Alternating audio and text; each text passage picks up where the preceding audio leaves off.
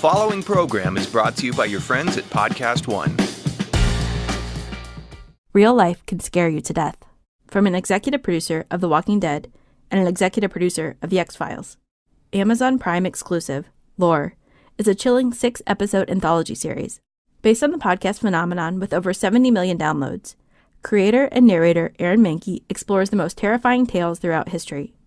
Each uniquely creepy episode takes a myth that's rooted in historical folklore and twists it, exposing timeless errors that still haunt us today. The scariest stories are true. From haunted dolls to ice pick lobotomies, Lore will explore the horrifying history of some of the best-known and creepiest urban legends.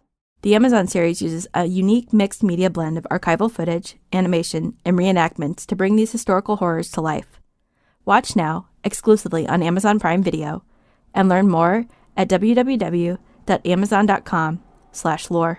That's amazon.com/lore.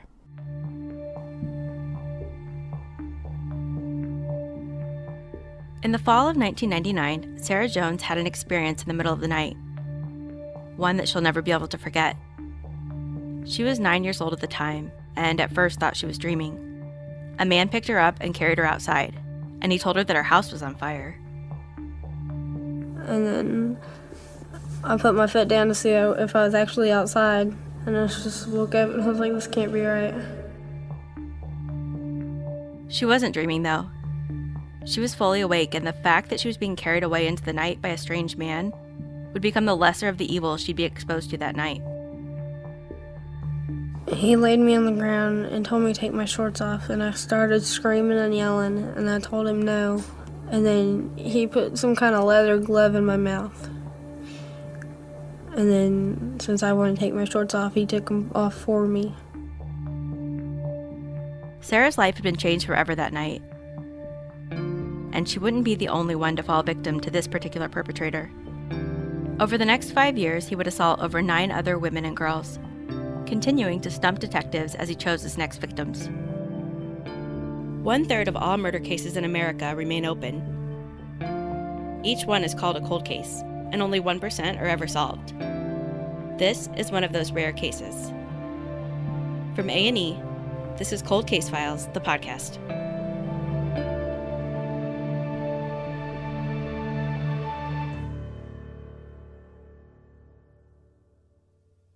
Sarah's mother, Melissa, for some reason decided to look in on her daughter that night. Not because their house was on fire. That was a lie told by Sarah's attacker. But rather because she was a mother, and that's what mothers do. When she discovered that her 9-year-old daughter was missing, she was worried, but managed to focus on finding her rather than panic. She got into her car and drove around looking for Sarah, shining her headlights into hard-to-see places. 9-year-old Sarah was assaulted in a nearby field.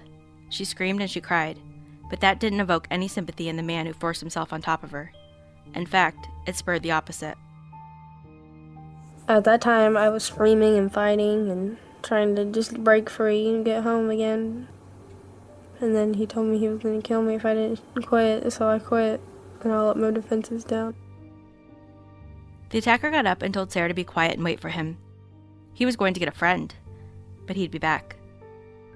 Sarah didn't listen, and as soon as the man was out of sight, she ran as fast as she could toward a neighbor's home. She was found by her mother. Her hair is just everywhere. She's got leaves in her hair. She has on a sports bra, and that's it. She's barefooted. And she's screaming my name, just in such a voice that I've never heard it before. Would never hear it again if I could. Melissa was appropriately concerned for her daughter's safety, but because of the way she found Sarah and her state of undress, she had feared that Sarah had been assaulted. She was taken to the doctor where her mother's suspicions were confirmed. An examination of Sarah revealed the 9-year-old girl had been raped.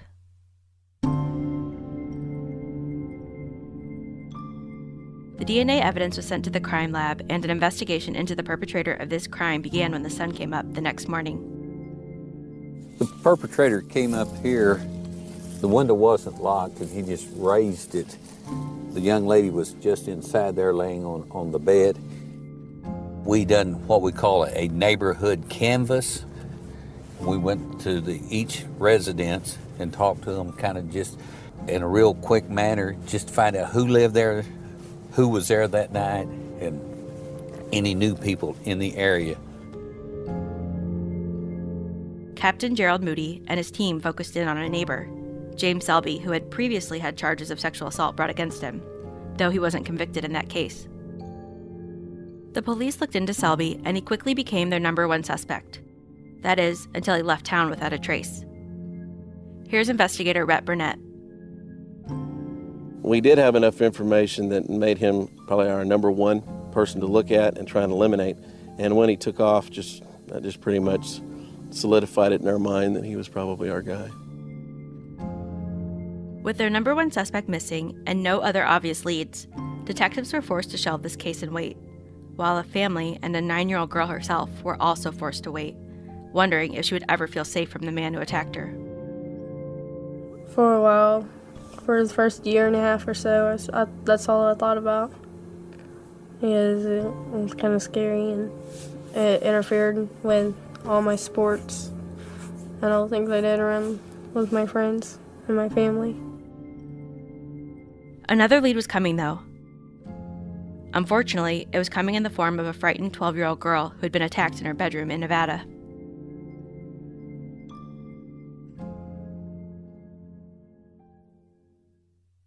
Sparks, Nevada is a community of around 70,000 people, including a 12-year-old girl who had the grave misfortune of becoming the assailant's next victim. This 12-year-old wished not to be named, so out of respect, let's call her Jane. All victims deserve to be supported and remembered as individuals, not just as an unwilling participant in a lewd act. Jane was sleeping in her bed. The front door to her apartment was unlocked, and so the suspect easily made his way inside. He found Jane and pulled her blanket and pillow over her face so she couldn't see him. It sounds terrifying to me as an adult, but she was only a child. She didn't get a look at him, and though she was scared and alone, she didn't dare call out. Here's Sparks detective Tom Miller. She indicated that the suspect told her, "Don't scream or anything and I won't hurt you." The police believe that because of the precision in which this crime was carried out, that the perpetrator must have had knowledge of the family's schedule and the apartment's layout. They looked into the men that have access to those things and discovered that the maintenance man for the apartment complex didn't show up for work that day. His name? James Selby. They ran a background check on the missing maintenance man and discover something interesting about his past. Back in 1998, he had a case where he abducted a former acquaintance, a female. Unfortunately, state-to-state police communication wasn't perfect, so nothing in the background check points them to the fact that Selby was a suspect in the 1999 attack on 9-year-old Sarah Jones. Police go to Selby's apartment to see what evidence they might find, but unfortunately, it's mostly cleared out. They do, however, find a toothbrush that's been left behind, meaning they'll have a way to gather and analyze his DNA. They send the toothbrush off to the lab. On July 2nd, DNA analyst Jeff Rollins attempts to strip DNA cells left behind on the toothbrush. He wants to get a DNA profile to compare to that of the attacker. I'll put the bristles into a tube, and obviously I want as many as I can because we want to get a full DNA profile off of that. And he does it. He's able to extract a full DNA profile from the cells on the toothbrush. The next step is for Rollins to compare the DNA to the attacker and determine what the odds are that the DNA from the semen found at the crime scene matches the DNA found on the toothbrush. It turns out the odds were pretty good. Greater than 1 in 500 billion. Without a doubt, it was Selby.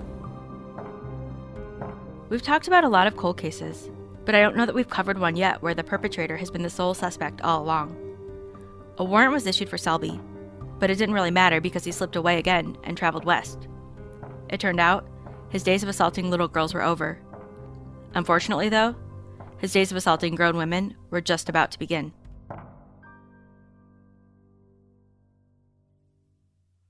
It's every woman's worst fear, is to be in the safety of your own home and then have somebody come in and not only violate the security of your home, but then to violate you.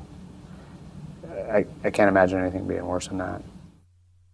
That was Detective David Dolan. He and his partner, Detective Jack Nish, specialized in sexually motivated crimes, where they were based in San Diego. Specifically, at this point in 2001, they were hunting for a serial rapist who had assaulted 3 women in their own homes in just 9 weeks. The victims were all young, in their 20s. The attacker would gain entry into their homes through an unlocked window or door. He'd threaten them and assault them and leave. He'll confront the victim, usually when they're asleep, and immediately blindfold them or put something over their face so they can't recognize who he is, and then he sexually assaults them. And then would make them get into the shower or go to a secluded place within the house, and he'd usually tell them to count to 1,000, and then he'd flee. The method, the MO, sounded eerily familiar to the crimes we were just speaking about. These detectives didn't know that, though, so they kept coming up empty, and more women were being assaulted. By fall, 4 women, all connected by DNA, had been attacked by the same man.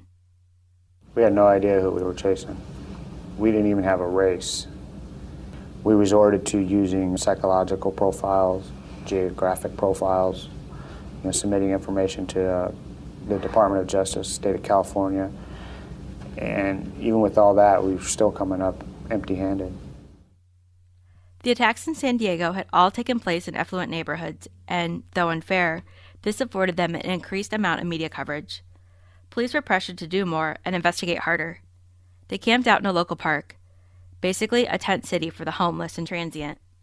They came up empty, though, and the attacks stopped altogether. It was anxiety-provoking, not knowing if the perpetrator was gone or just waiting until the time was right to move in on his next victim.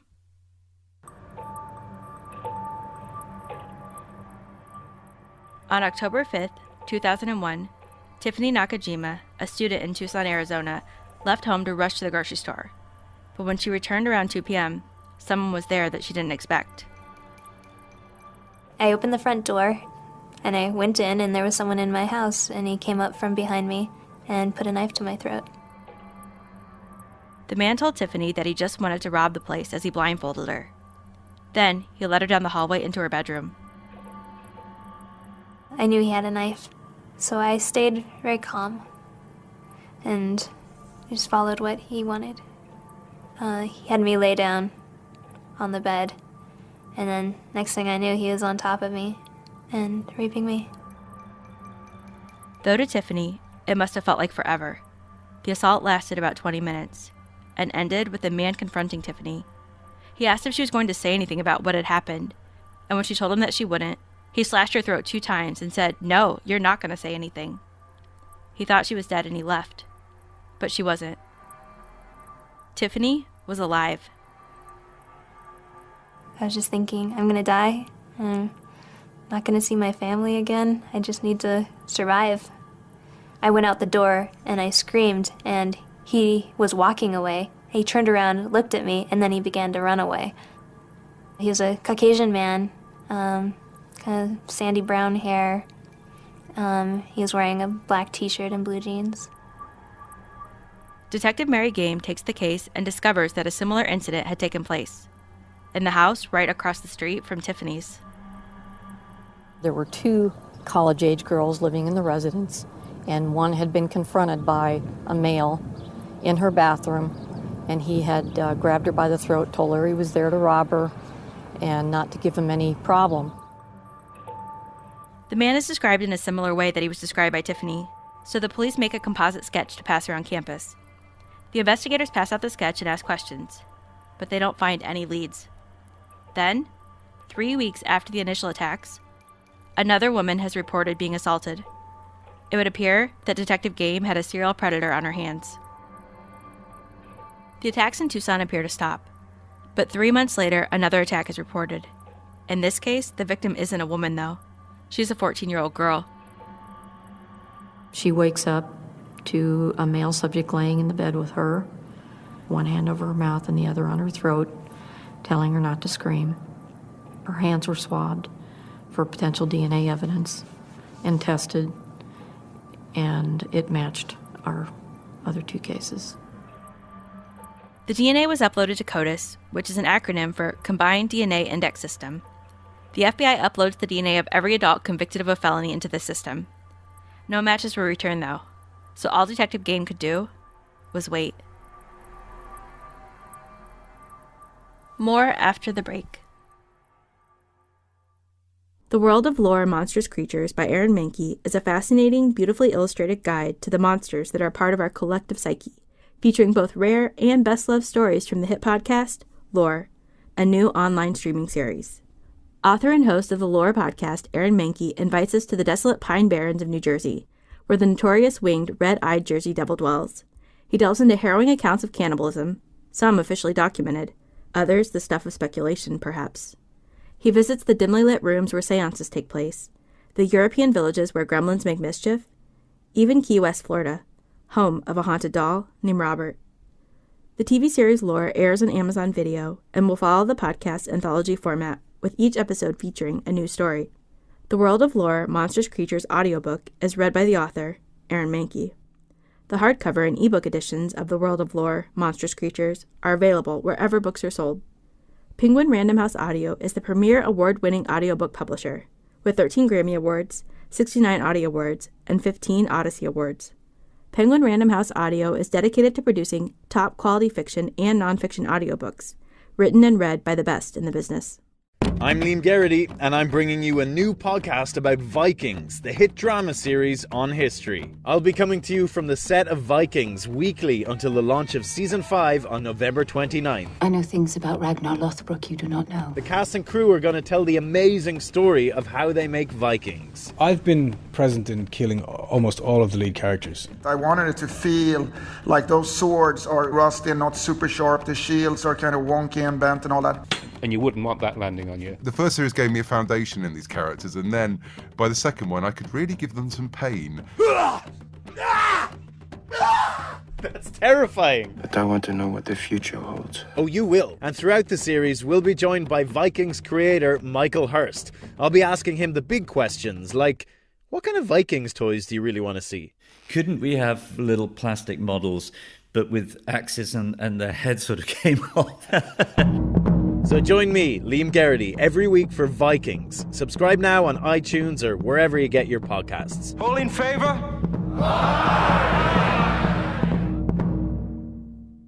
Now, back to the case. I don't know what the process is for entering something into CODIS, but it seems like it might be time-consuming. It wasn't until this point, years later, that the CODIS manager for the San Diego Police Department, Brian Burrett, entered the DNA information for the 4 unsolved assaults in their area. Once we uploaded to the national database and we started getting the matches with Arizona. The connection was made and the detectives in San Diego and Tucson were able to work together. But that connection didn't come soon enough to be useful to Tamara Faust, a 27-year-old woman living in Tucson. As soon as I entered my bedroom, I was grabbed from behind. The man said, "If you scream, I'll cut your throat."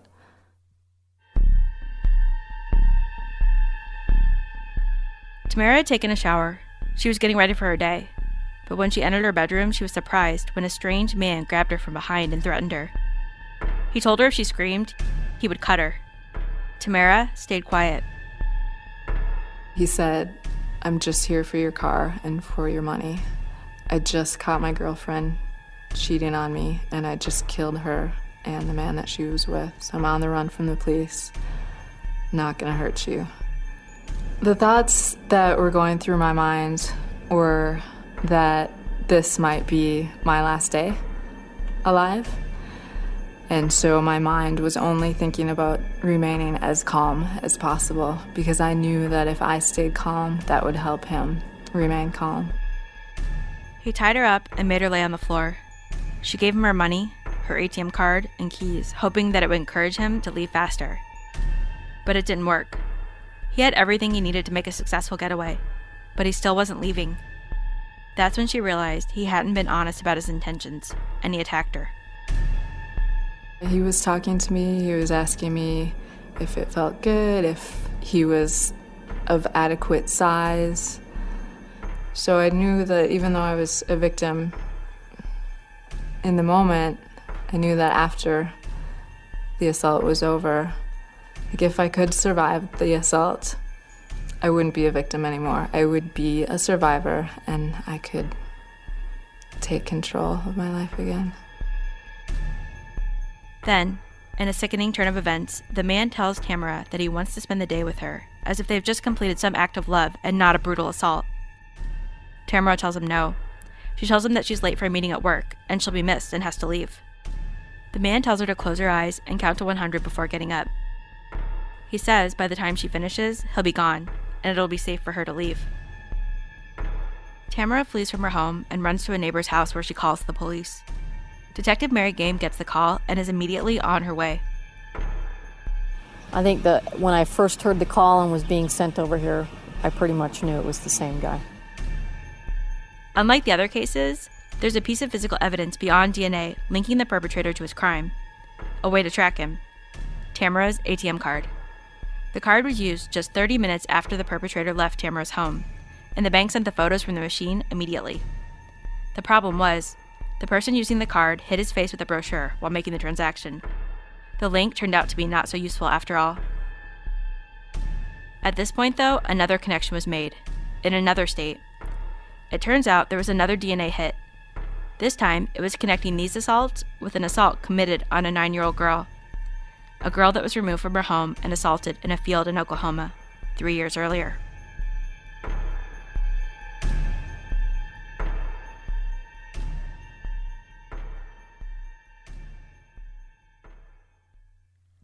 Captain Gerald Moody, from the Cleveland County Sheriff's Office in Oklahoma, was the most recent investigator to be put on now 12-year-old Sarah Jones' case. She was the 9-year-old girl who had been removed from her home and attacked in a field outside of her house. Her case had basically gone cold until Captain Moody attended a conference for investigators. One of the instructors was from the Oklahoma State Bureau of Investigation, telling about they were going online with CODIS, and if we had any cases that were pending. And I asked her, I said, it's just one of the cases that just really bothers me. I would really enjoy it if you would put this one in. I says, I think it can be solved through CODIS. I says, that's going to be the only way. Shortly after going online with CODIS, I got a telephone call from Tucson, Arizona. They told me that they had the same profile on the DNA as we had here in Oklahoma. At that time, I told her, I says, well, I believe it to be James Selby. As a result of the hit and the suspicion that James Selby was the culprit behind these attacks, his name was run through the system to check if he was wanted in any other areas. It was determined that he was, in Nevada. There was a warrant for his arrest for the assault of a 12-year-old girl based on DNA collected from a toothbrush. The toothbrush DNA was then compared to all of the outstanding rapes in California, Arizona, and Oklahoma. The detectives finally had all of the pieces of the puzzle, the name and the evidence to convict him. James Selby was their rapist. The manhunt for James Selby began. Checking into some history, he'd been in the military, in the Army, had done some time in Desert Storm. He had apparently gone to the VA here locally for some unknown medical reason. So that information was put out through the marshal's office to the VA. So in case he turned up at another VA facility, we could be notified.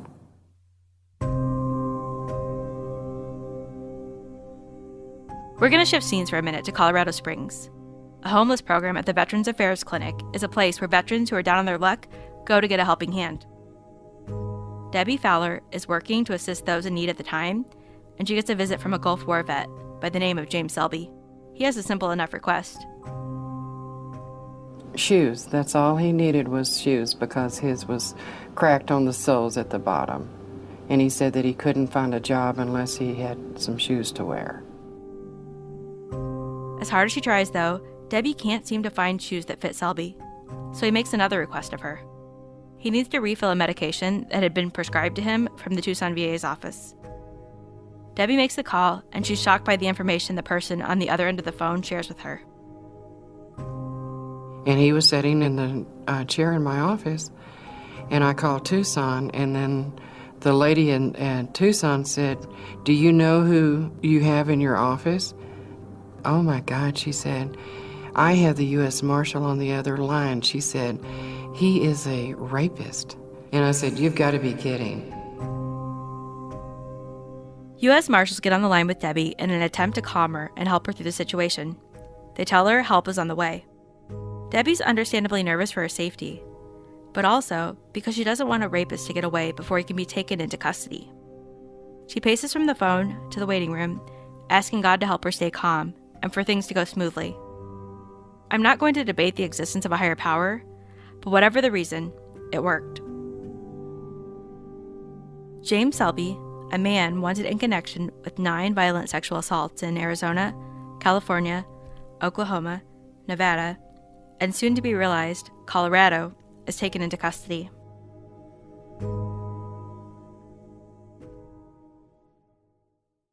Selby's processed by the Colorado Springs Police Department, and though the detectives from all the states that Selby's left in his wake are lining up to talk to him, Detective Leslie Malik-Madani, a Colorado local, is the first to speak with him. She notices that Selby's MO matches the MO of an attack that happened more than a year earlier in Colorado, to a 55-year-old woman. He performed oral sex on her first, and then he had vaginal intercourse with her. What we ended up having was a stain on the shirt, a sperm stain that he had used to cover her face. There was a stain on the shirt, and that was the only evidence we had. Since the woman hadn't been able to identify her attacker, all they had was the DNA profile. Detective Malik-Madani talks to Selby for over 5 hours trying to get him to confess to the Colorado assault, but he just doesn't do it. His answers are controlled. He never lets the conversation stray too far from the topics he wants to discuss. Even though he doesn't confess, the DNA evidence is a match. James Selby is convicted of sexual assault in connection with the rape of the 55-year-old woman, and then sentenced to 20 years to life in prison for the Colorado attack. He's next transported to Tucson, Arizona, where he'll be tried for 9 more counts of sexual assault and 1 charge of attempted murder. Before the trial begins, Selby grants an exclusive interview to a reporter, a woman named A.J. Flick. She focuses on Selby's life circumstances and what might have brought him to this point in his life. She asks him about his time in the service, noting that he had served a year in the Gulf War and raped his first victim 7 years later. What made you change, though? Just being in war made you change? Seeing things you don't ever want to have to see, doing things you don't ever want to have to do. It's a cold feeling when you have to shoot someone that you don't know. You change your whole outlook on life. I think he was definitely broken down. I don't know that he was so much making excuses. I think he really believed those things. And I think that's what made him snap. She also asked about Selby's decision to forego an attorney and to defend himself.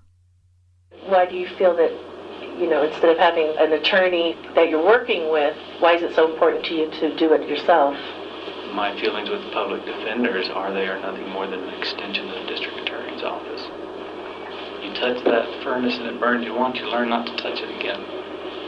What do you think the outcome's going to be, do you think?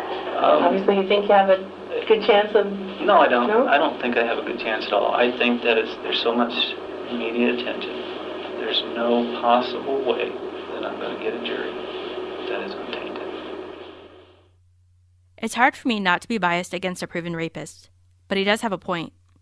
With the way information travels in today's society, it's frequently hard to find a jury that isn't familiar in some way with a high-profile case.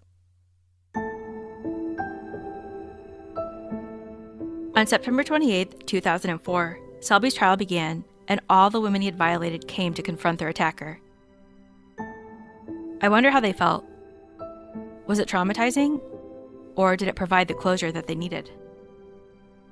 I guess you would imagine a rapist to look very scary, intimidating, unattractive, grotesque, and he was just an average-looking guy. I'm very happy they found him. I just want to be able to go on in life knowing that he's still out there, and it's just not right. Suddenly, the boogeyman that had been haunting me had a face, and he looked so normal. After 5 days of representing himself, and after Tiffany Nakajima's testimony, he asked for a public defender. He asked me if the person who had cut my throat was left or right-handed. He asked me if his voice sounded familiar to me, I told him that it made me nauseous. Yes, his voice sounded familiar to me, and it made me nauseous. 2 weeks later, James Selby was found guilty and sentenced to spend the rest of his life in prison. That same day, he was found dead in a cell with a homemade noose around his neck. Let's not talk about justice. Let's not talk about the value of this man's life or time. Let's listen to Tamara talk. I think she says it best. In some ways, it closes a big door for me because I don't have to think and wonder about what he's doing in jail, how he's being treated in jail, what he's thinking. Should I go and visit him? Should I write him a letter to try to learn more about him and understand why he did the things that he did?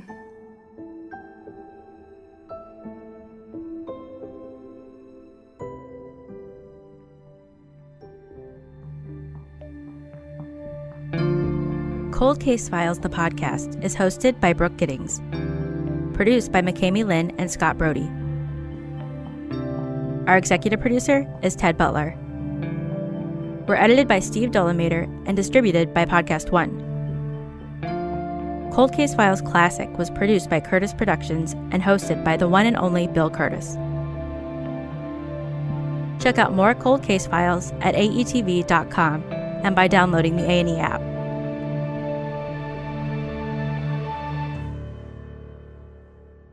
The Serial Killer Podcast, hosted by me, Thomas Warburg Thune, is the podcast dedicated to serial killers, who they were, what they did, and how.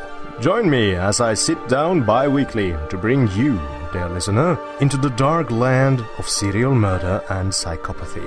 The show goes into graphic detail on the most infamous and lesser-known serial killers from around the world, with each episode covering one unique serial killer. So far, the show has covered serial killer superstars such as BTK, Jeffrey Dahmer, and the Yorkshire Ripper, and lesser-known killers such as Elias Abuelazam and Anatoly Onoprienko. Be advised, this show is not for children as it takes you deep into the twisted world of ultimate evil. You can find me exclusively at podcastone.com or on the new Podcast One app. Also, don't forget to rate and review on Apple Podcasts.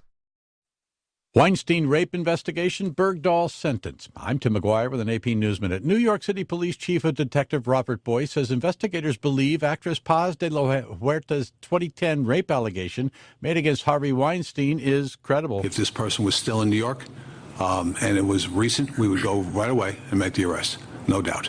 But we're talking about a 7-year-old case, and we have to move forward, gathering evidence first. Police say De La Huerta didn't come forward earlier because she was afraid of damaging a career and wasn't sure anyone would believe her. Army Sergeant Bo Bergdahl sentenced a reduction in rank to private, dishonorable discharge, but no prison time. Former Army prosecutor Jeffrey Korn says he never expected Bergdahl to get a lengthy prison sentence because of his 5 years in Taliban captivity. I thought maybe a year or two just for the optics of it. But I did believe the dishonorable discharge was going to be the key element of the punishment.